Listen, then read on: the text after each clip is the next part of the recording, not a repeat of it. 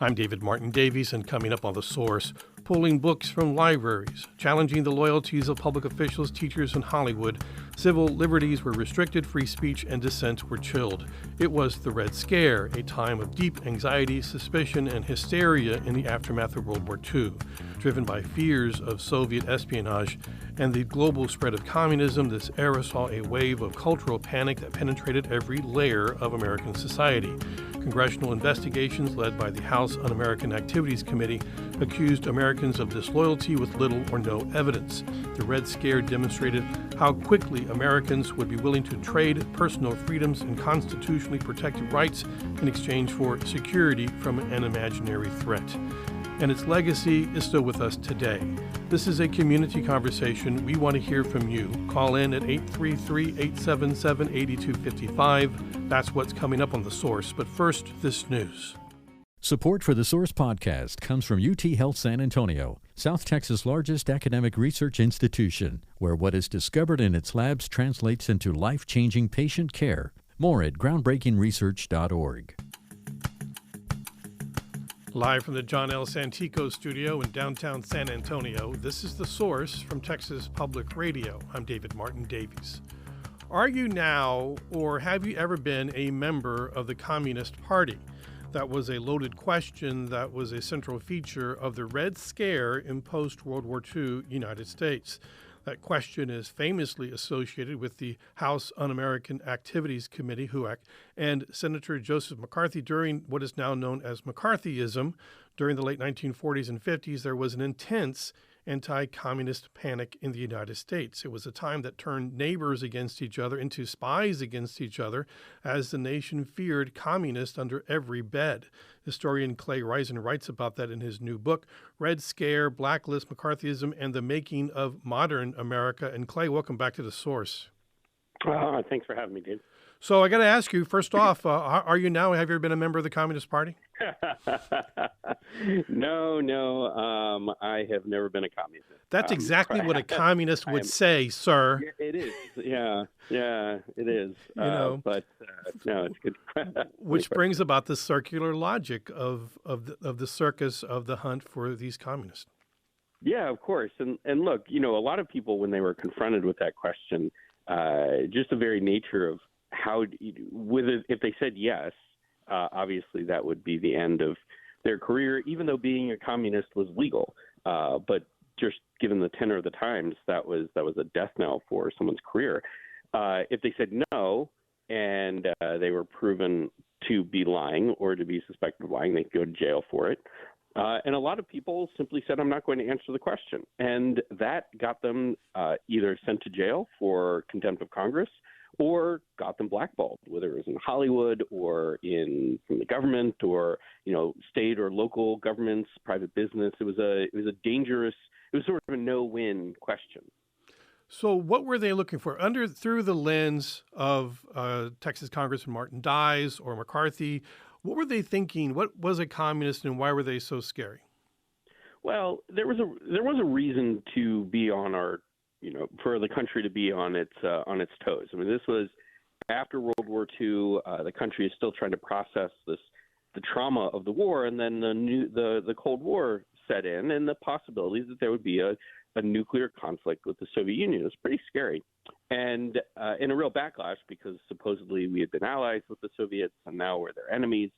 And furthermore, Americans were told, and this wasn't completely wrong, that the Soviet Union had spies in the United States, that the Communist Party of the United States was doing the bidding of the Communist Party. So, there was a lot of concern about, well, how deep does that go? And to say that it got out of control is to put it mildly. It got the impetus for security, which is understandable, became hijacked by people who had ideological axes to grind, who wanted to go after their enemies, who just took things to an extent no one thought was possible. So we had things happening around the world, the expansion of the Soviet Union into Poland, the Prague Spring, that going badly. China becomes communist. Winston Churchill is telling us of the Iron Curtain. There's a lot of people out there that, telling us that there was a substantial threat. Yeah, absolutely. And, there was evidence that the Soviet Union had infiltrated spies in the United States. And obviously, once we got to kind of the end of the decade, end of the 40s, we heard about the Alger Hiss trial, and that was a big deal in the United States. And a few years later, the Rosenberg trial, where it was proven that they had stolen nuclear secrets from the United States. But at the same time, these were largely edge cases. Most of the espionage was not successful at all and was very much a law enforcement counterintelligence issue.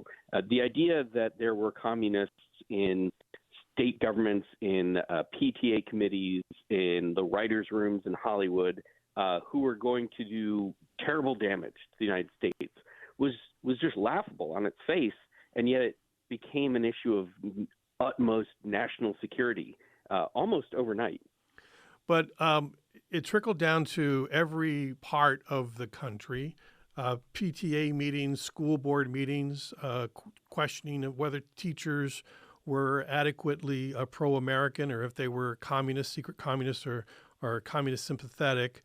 Here in San Antonio, our own public library, they started purging books that they thought were somehow connected to communists. The Alice in Wonderland copy had to go because the person who did the illustration was thought to be a communist. The city manager wanted to have a local book burning. That didn't happen, but that when the local library board pushed back under the calling for civil liberties, and they refused to release the list of people who were checking out books that they thought were communist, the city replaced the entire library board and put in more sympathetic people. This was something that infected every city, every asset of the government in our lives. It's been really interesting with the book rolling out. I tried to capture the breadth of this, but I have met so many people who have individual stories, either something they knew about from their town or an experience that their family had. Most of the time it's their parents or their grandparents went through. But there's just a constellation of different stories, different versions of stories, book bans, local PTA fights. What did you have to sign in order to get a driver's license? In New York, to get a fishing license for a period of time, you had to take a loyalty oath, which why would that be necessary? But it was just taken for granted that everything had to have a loyalty oath. Everybody had to go through investigations. The FBI was incredibly – my grandfather, actually, one of the reasons I started becoming interested in this book is that my grandfather, as an FBI agent, he was involved in doing these daily loyalty checks and background checks on private citizens, not people applying for government jobs, not people who were going to be doing something sensitive, but, just people who came up in the system and had to be checked out. It was incredibly invasive, even for people who didn't have anything to hide. I mean, neighbors would inform on neighbors that, this person is up at night. I hear a typewriter typing. Yeah. I think they are sending reports to Moscow, to the Kremlin, about what's happening in our town. And our town, although we're in the middle of the sticks, would be very important to, the Soviet army or what. Yeah. People's imagination just was out of control. Well, one example, to go back to my grandfather, he liked to tell a story that he thought, which was funny. It was about these two guys in Chicago who hated each other, and they informed on each other. And, said, one guy, he got an anonymous tip that some guy was a communist, and he went and checked him out. And that guy said, I'm not a communist, but this guy's a Nazi. You should go check him out. And it turned out that they just had this long-running feud. And, that's a funny story, but there's a real concern in there, right? And it's that you can set off the end of someone's livelihood simply with an anonymous tip that doesn't have anything to do without reality. Any evidence. And so calling person a communist helped in trying to defeat labor, anti-Semitism, push back against efforts for African-American civil rights, feminism, anything that, was challenged the norms of American society at that time could be labeled communism. and discredits it. So we're going to talk about that, and our phone lines are open. If you've got a question or comment, a memory, a story, 833-877-8255, 833-TPR-TALK. The Source continues right after this. Support for TPR comes from Texas Mutual Insurance Company, a workers' comp carrier dedicated to handling claims proactively and a commitment to helping injured employees and workers' comp policyholders get back to business. TexasMutual.com/claims. You're listening to The Source on Texas Public Radio. I'm David Martin Davies with you on the line, Clay Risen. His new book is Red Scare, Blacklist, McCarthyism, and the Making of Modern America, and he is also a reporter and editor at the New York Times. So, Clay, how did this take hold? How did this become such a massive national panic? Because around the world, they didn't have this problem. Yeah, I think one of the things is it's really sort of the Red Scare had two parts to it, right? One was that there'd been this long simmering conflict over where the country was headed coming out of the New Deal, right? Were we going to be a more progressive, more pluralistic, more open society with a stronger government, right? That's kind of the message of the New Deal, or were we going to go back to, the 20s and before that, and this idea of America being a fairly hierarchical, fairly, monocultural, small government kind of place. And that, that was a conflict that sort of percolated through the 30s and even during World War II. But then it popped after the end of the war because everyone sort of wanted to redefine, well, which way are we going? And then the Cold War came along, and the Cold War was this terrifying period when absolute security was suddenly the most important thing anyone could talk about.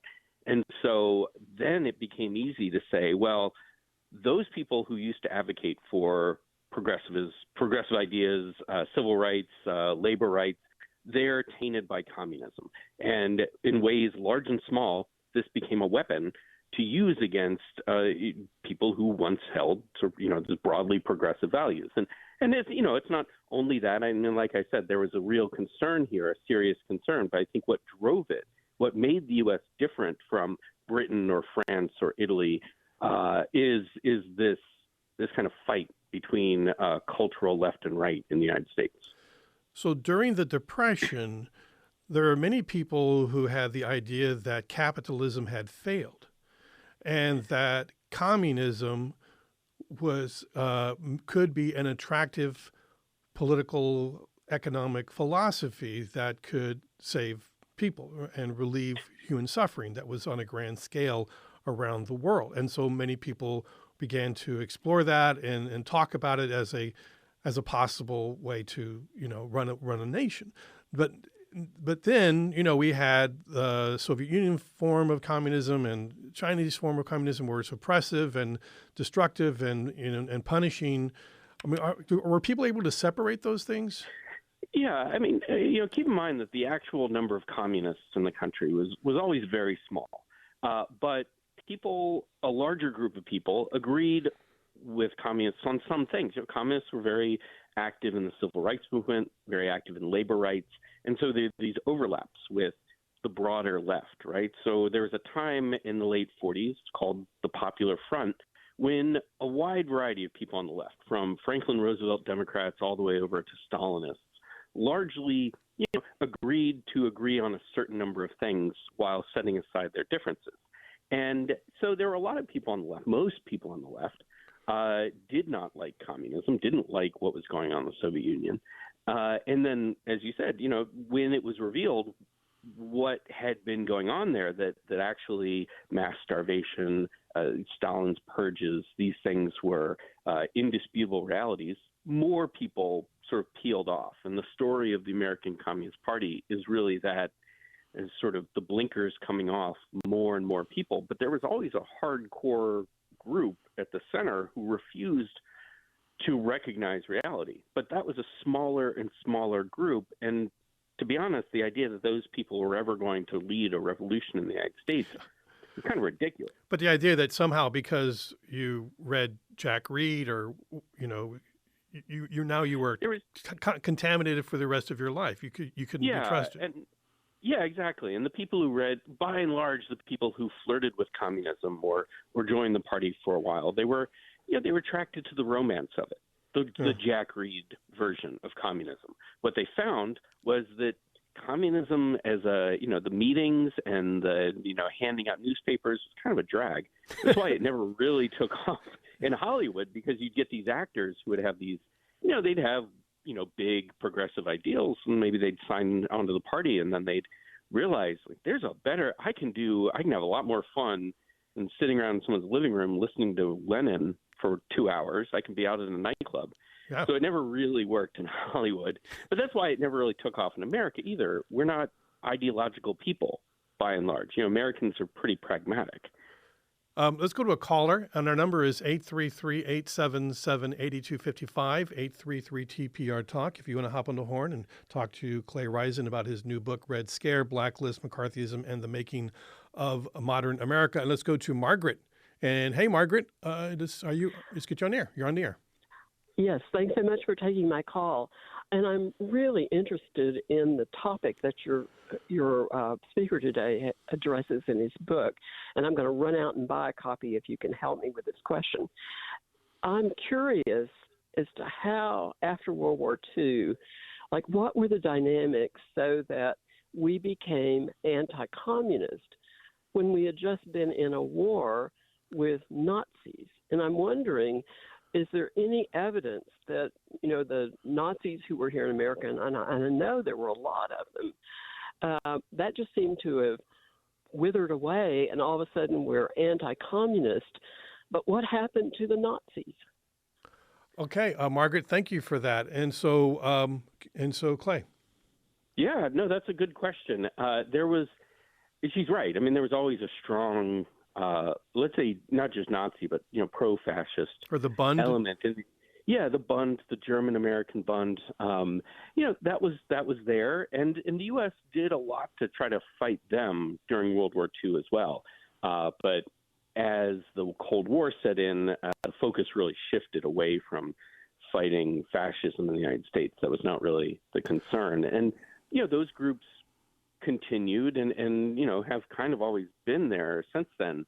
But to her question of how we so quickly switched alliances, I think part of it is just we needed enemies at the time, and we were so decisive in defeating the Germans and the Japanese that there was sort of a trauma aspect to it where we couldn't go back to peace. And I think one of the things that I try to reinforce in the book is we think of the post-war era as this very peaceful, bountiful time, and by the 50s it was. But right after the war was a very scary time in America. People thought that we were going to go back to a depression. People were worried about what do we do with all these men who are coming back? They're traumatized. The country itself had lost hundreds of thousands of people. And then to be told, hey, we may have to go back and do this again against the Soviets, that was utterly terrifying to Americans. And you can see how fear becomes a weapon in a context like that. But also, so Martin Dies, the East Texas congressman, he started the House Un-American Activities Committee. At first, it was called the Dies Committee. And when they were launching it, they were investigating Nazis in the United States. Mm-hmm. And then it kind of, as you say, feature creep. They became obsessed with something else. Yeah.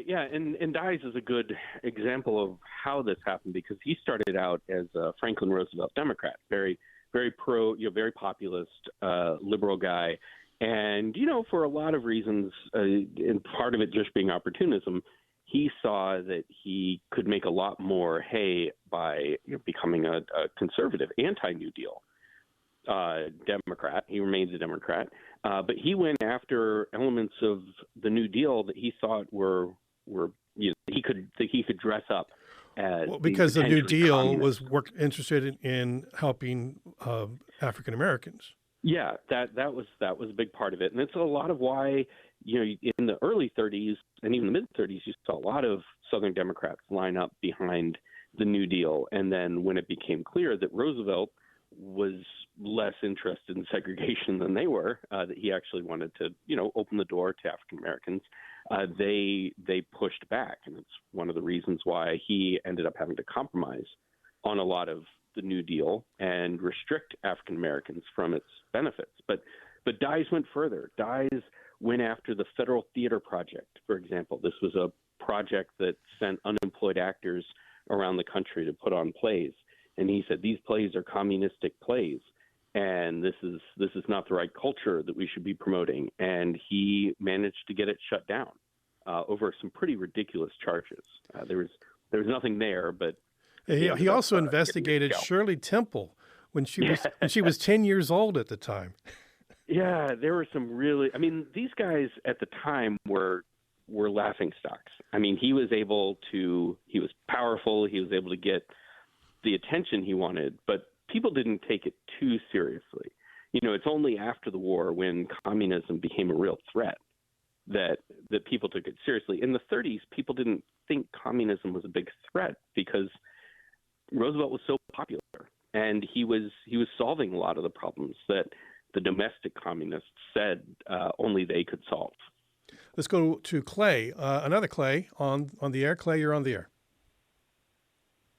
Hey there. The Red Scare was the original swatting, or that was the result. And it goes to McCarthy and these other people self-aggrandizing, publicity-seeking, being opportunistic. Parts of this and reaction to it are based on race. And what you just said about laughingstock, kind of similar to our current situation with a certain person from New York. But, as Orwell said, orthodoxy means not thinking, not needing to think. Orthodoxy is unconsciousness. All right, Clay, thank you for that. So what about the point that these were just people looking for attention in the press at the time? Yeah, I think that's a big part of it. One of the reasons why the House On-American Activities chose Hollywood as its first target was that was a great way to get attention, both for what the committee was doing, but also to the individual members of the committee. They had the first hearings in 1947 were covered by the press. I mean, there was no TV at the time, but filled with cameras, radio men. I mean, the room in the House was just packed with people because they were bringing celebrities. Ronald Reagan was made an appearance. This was prime time news. And so, yeah, there was a good amount of that going on. But I also think the point about orthodoxy and ideology is important as well. I mean, I do think that a lot of these guys, like McCarthy, really believed what he was doing. He was delusional and sort of say drank his own Kool-Aid. But he really did believe that he was fighting, that there were communists in the government and that he was fighting them. And a lot of people believed that that's what he was doing. Now, I think he also saw it as a great way to lift his profile, but those things aren't mutually exclusive. So it looks like Kool-Aid wasn't the only thing that he was drinking. Well, that's true. Yeah. So, I mean, what about those stories that he was, had an alcohol problem? He did. Well, he absolutely did. And, one of the ways I characterize him in the book is that he was the sort of id of the American male psyche at the time. He was everything that he was a bad boy. He drank to excess. He ate to excess. He gambled. He liked to talk about violence. And, he called himself, he said McCarthyism. He embraced the term McCarthyism. He said McCarthyism is Americanism with its sleeves rolled up. And just this idea that, a fighting Americanism. And, there was an appeal to that for a lot of people who, still had a real sort of fighting spirit. Again, coming out of the war, you don't set that aside. We're going to continue talking about the book Red Scare, Blacklist, McCarthyism, and the Making of Modern America. If you're familiar with this story and you're watching the news, some things may seem familiar. What is it about this time, this era, that still has currency today? Because there are some similarities, things that are worth talking about. So we're taking a break. If you want to join us and call in, 833-877-8255, 833-TPR-TALK. The Source will be back right after this.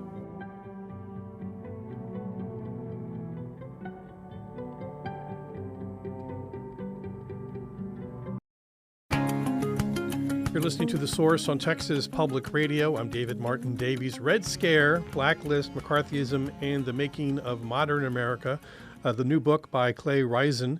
And you can join us. Call in at 833-877-8255, 833-TPR-TALK. And let's go to Gloria. And Gloria, you're on the air. Yes. Thank you for taking my call. Yes, when I was a young teacher, I wanted to get a job in Arizona, which I did.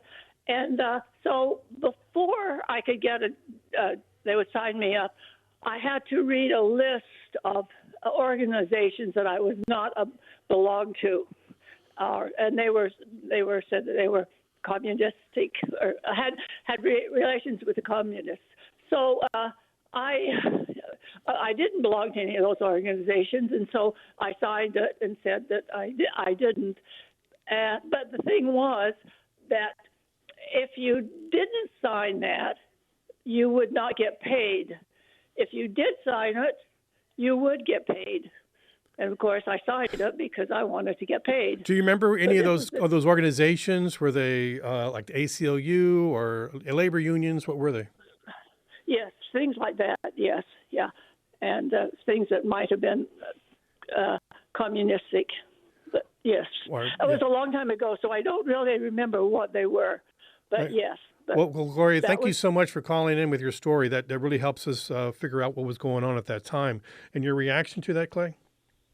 Yeah, so that would have been the Attorney General's list of subversive organizations. So.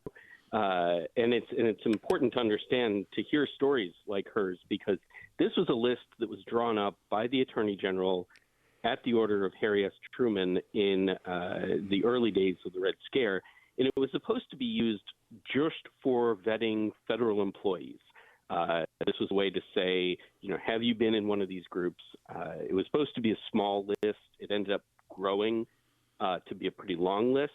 As she said, all of them were, so it's said to have some connection to the Communist Party. And what happened, though, the list wasn't private. It wasn't secret. And so it got out. And so private industry used it. State and local governments used it. And they used it for all kinds of purposes, including things like, vetting teachers. And a lot of people lost jobs, didn't get jobs. Because they ran afoul of this list. The list became this tool that really helped sort of drive the Red Scare forward. And so this was a time of fear. People were afraid to speak out. They were afraid to acknowledge any kind of opinions that may have linked them to being a communist sympathizer, or a useful idiot for communists. Yeah, absolutely. I mean, there were a lot of things, again, coming out of the 30s, there was a real energy behind things like labor rights and women's rights and civil rights. And all of that disappeared after the war and during the Red Scare, because people were afraid to say things, talk about things that they used to be very outspoken about, to say, I think Black Americans should have equal rights. I think we should get rid of Jim Crow, because that was understood to be the kind of thing a communist would say. And even if you had a clean record, someone might hear that and pass on a tip to the FBI or your local police. And, one thing could lead to the other very quickly. And no one wants that, right? So people just kept quiet. Let's go to Juan on the phones, 833-877-8255, 833-TPR-TALK. And Juan, you're on the air. Hi, how you doing? Hey. Just before you went off the air just a little bit ago, you mentioned about the similarities of the Red Scare with some of the things going on today. the attempted suppression of free speech, the book burnings, a number of things that are taking place that are quite similar. I'm a historian myself, so I'm very familiar with the Red Scare, and I was curious whether your guest saw any of the similarities, what his perspective is on some of these similarities that are taking place currently. Juan, thank you for that question. So we get into the part of your title, The Making of Modern America.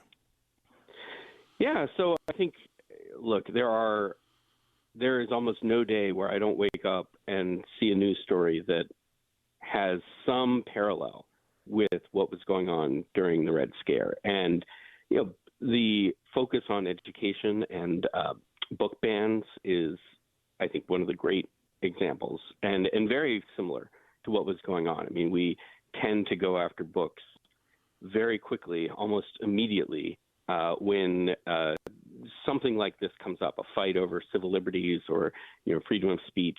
And it's, no wonder why, because that, books are where people express opinions and ideas, and school is the place where we teach kids to think. So these are going to be battlegrounds.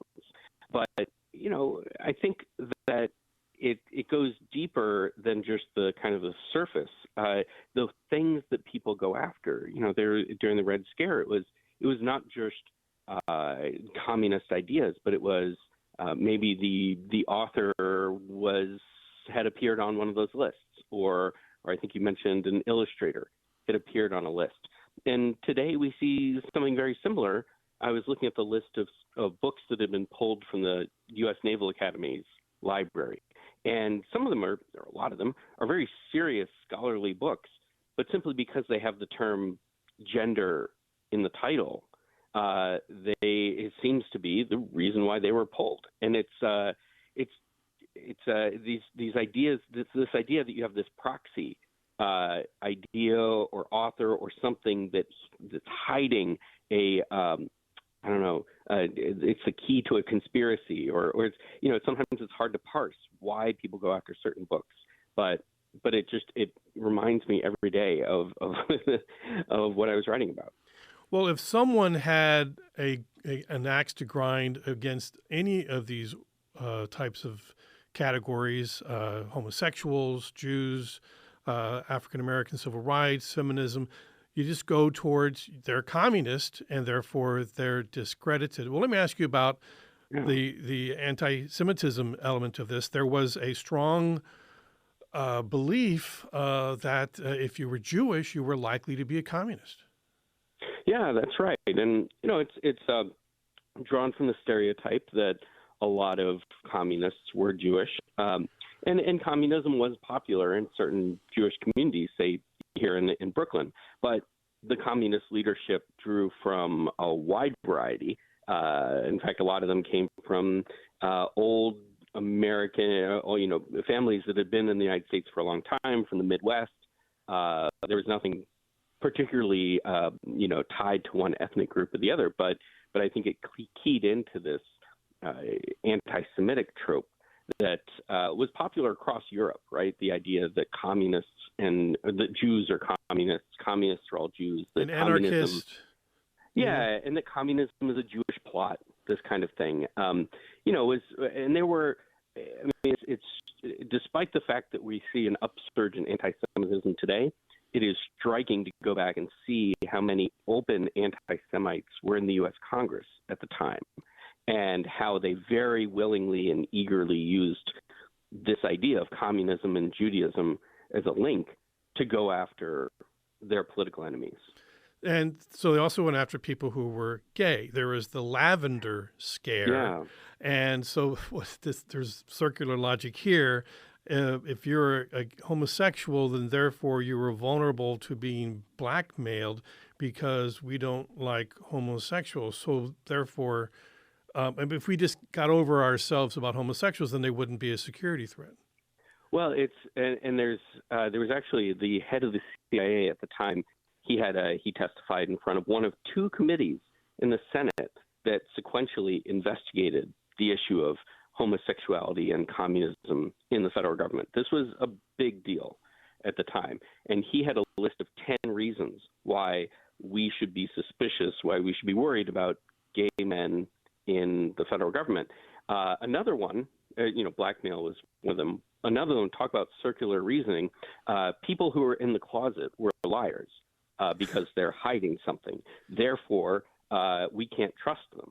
But of course, the reason why they're in the closet is because they know that people hate them or can't trust them. Or they'll lose their job or they'll be persecuted. Yeah. And also the other one, one of the other ones was that there is a gay cabal, right? That all these gay men get together and they secretly, which plugged into another thing that a conspiracy theory that, was so dominant at the time. And I think we see a resurgence of it today. We call it the deep state today. Back then they didn't use that term, but the idea was the same, that there is this group of communists, anti-American radicals, elites in the federal government. They're not elected, but they're destroying the country from the inside. And so this idea that there was this gay cabal within the State Department kind of plugged into that, right? And just sort of fed into these stereotypes and these conspiracy theories. Right. So the conspiracy theories, that has become or still is the backbone of some political thought or lack of thought in the United States. It has a lot of currency today, and so it kind of shows you the legacy of the Red Scare. All you have to do is float a conspiracy theory. Jewish space lasers are starting forest fires in California, and there you go. But you trace back that conspiracy theory, and it can go back to the Red Scare. So we're going to be talking more about that. Red Scare, Blacklist, McCarthyism, and the Making of Modern America with historian Clay Risen. Our number is 833-877-8255, 833-TPR-TALK. The Source is back in 1 minute.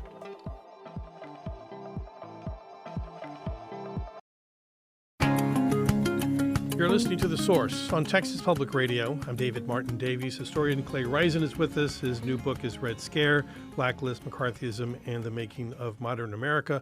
A listener wants me to ask you about John Henry Falk. He has a copy of the book of Fear on Trial. John Henry Falk was a popular radio commentator at the time from Central Texas. He's a hero of mine, and he managed to fight back. He's not in the book, but what do you want to tell us about John Henry Falk?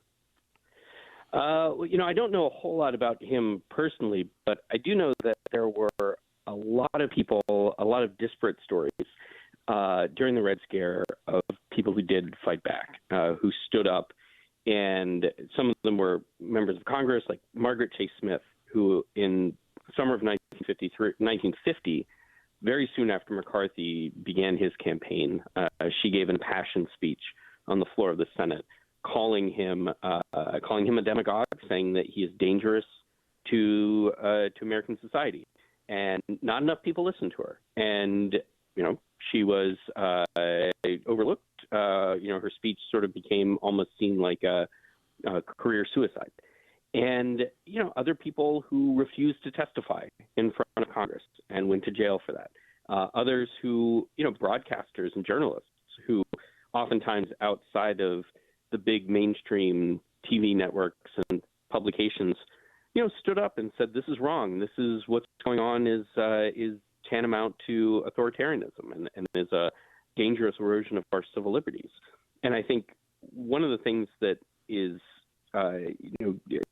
gives one hope for any dark times is that, these people must have felt so alone at certain points. They weren't leading a movement. They were just speaking their opinions into the emptiness.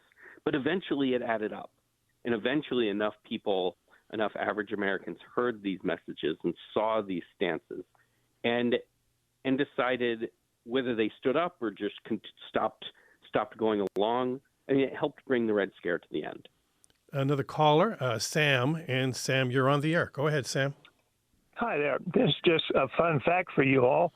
I was a high school student in 1961 in the state of Florida. And that year, the state of Florida mandated that all public and private schools teach all of their students a course entitled Americanism versus Communism. and they even provided a very tight curriculum. The only thing I learned from it, or at least that I remember, is the head of the commies in China was Mao Zedong, and the head of the commies in Russia was Khrushchev. All right. What happens if you fail that class? They send you to the gulag, Sam? I think they elect you president of the United States. All right, Sam, thank you so much for that. Remember, when I was in first grade, Sister Angelus would accuse me of being a communist all the time, a dirty communist just for misbehaving. So it just became a slur that was used. But what about the idea now? So linking it, not to be too hooked up on trying to make this fit into today's situation, Clay, but we have now a president of the United States. They are the Red Party. That seems ridiculous that, the Reds were the communists. And he's so closely aligned with Putin, the head of Russia, who was a communist. And it does seem like Trump has surrendered to him. Yeah, I mean, I think this all points to this sort of detachment of slurs and rhetorical tools, rhetorical weapons from any kind of meaning. People say, including the president, will say anybody's a communist. They'll call Nancy Pelosi a Marxist, and Nancy Pelosi's never been a Marxist in her life. And probably you couldn't explain. A Marxist who likes trading stocks, Right. Yeah. Well, yeah, exactly. But, and you probably, the person making that accusation could never explain Marxism in the first place, let alone why she's a Marxist. But it just becomes this epithet for anybody, certainly people on the left of any sort, but, anybody you disagree with. And it seems to have weight. Not a huge amount, not compared to the way it did in the Red Scare, but it carries weight, and I think that's another kind of legacy. One of the legacies I think is that we've created this idea that the left is fundamentally dangerous to American society, right? And that maybe people who are more moderate Democrats are acceptable, but that there's a pretty tight line past that where radicals, or what the right calls radicals, are fundamentally anti-American. And that's not something that historically has been the norm, right? In the 30s, it was understood that, by the mainstream, that, these people, you might disagree with them, but aside from a hardcore of folks who want to turn us into the Soviet Union, most people are just trying to find solutions for America. And the Red Scare really helped sort of create that line that I think is pretty, not just dangerous, but it's unhelpful. We need as broad a consensus, as broad a conversation as we can get. And the idea that you should just exclude certain groups is detrimental. We had groups like the John Birch Society, and at the time they seemed like lunatic fringe, but many of the ideas that they trafficked in have taken hold of America today. You would say the John Birch Society has won. Yeah, the John Birch Society is something that came directly out of the ashes of the Red Scare. There were a lot of people, even after McCarthy fell, there were a lot of people, about 30% of Americans, who thought that he was a martyr, that he had been doing the right thing, that there really was this conspiracy driving the country into destruction. And the John Birch Society was premised on this idea that even the Republicans, even Eisenhower, was part of this conspiracy. And in a way, they kind of kept that flame burning through, the 60s on up through today. Not just the Birch Society, but others like them. And they pop up occasionally, under the Goldwater movement, and in the 90s with Pat Buchanan, they sort of take hold of a chunk of the right. And in the past, they've receded after a while. I think what we're seeing today is finally breaking through, where they have actually gotten the keys to the kingdom. Elizabeth, let's get Elizabeth on the air. And Elizabeth, you there? I am here. All right, go ahead. You're on the air. Sure. So I moved to Texas a few years ago, and what was so surprising to me is, earlier you were talking about how, these journalists during the Red Scare were kind of, who were speaking out against it, really felt themselves to be these voices in the wilderness. And it's been so interesting to me to see how it's like people on the right now, if you say that to them, like, oh, that's me. It's the anti-vaccine people, all this stuff. Like, I'm the one who's the voice in the wilderness that nobody's listening to. And I'm calling out the big fraud or whatever it is. And that was just so different for me to see that. All right, Elizabeth, thank you for that. So the horseshoeing of opinions, do we see that, Clay? Well, I do think that, look, there is a certain element of this story that is, I think, an allegory for people of lots of different backgrounds. And I know that, having talked to a lot of people during COVID who resisted the lockdowns and felt like the government was forcing them to align with a certain way of thinking, they also felt that way. And so I think that there is some lessons to be taken here that aren't just about left and right and aren't a simple sort of cut and paste from one period to the other, I think. And actually, when I wrote the book, which was long before last year's election, I had in mind that this would be something that would be that could feel relevant to people of various political backgrounds. And of course, things have changed since then. But I think she has a point that, yeah, it's a very common thing to feel when you're in an environment where there is just this overwhelming urge or demand from the mainstream that everyone has to think a certain way. And, what happens when that urge also has the backing of the government can be pretty dangerous. Ideas and opinions get suppressed and people get forced to walk certain lines. That's never good, no matter which side you're on. So how did we break the spell? How did McCarthyism, Red Scare, how did that finally end? I mean, part of it was just geopolitics. Stalin died, the Korean War ended, it had become apparent that we were not going to go start a war with the Soviet Union, even if we were enemies. But it helped that Eisenhower was president, and Eisenhower, he was no friend of the communists, but he was also no friend of Joe McCarthy. And he drew a line and, essentially said, look, we can hunt communism within the federal government. We want to be secure, but we're not going to do any more of this red baiting. We're not going to go after people willy-nilly and make that kind of the national sport. And so he really helped shut that down. But I also give credit to Earl Warren, who was the Chief Justice of the Supreme Court, who really took civil liberties as the main thrust of his leadership and helped shut down a lot of the laws that enabled the Red Scare. But I think, a lot of it also is just this incalculable a buildup of sentiment by the American people that this was wrong, that there was no there, that the threat of communism was not what we had been told it was. They joke that the Americans always make the right decision, but only after making all the wrong ones. Right, and at long last, have you no decency, sir? Hearings and showing this to the American public, and they finally saw it for what it was. Well, I want to thank you, historian Clay Risen, for this wonderful, timely book, Red Scare, Blacklist, McCarthyism, and the Making of Modern America. It was great talking to you. Oh, thanks for having me. I appreciate it. That's The Source on Texas Public Radio. I'm David Martin Davies. Thanks for listening.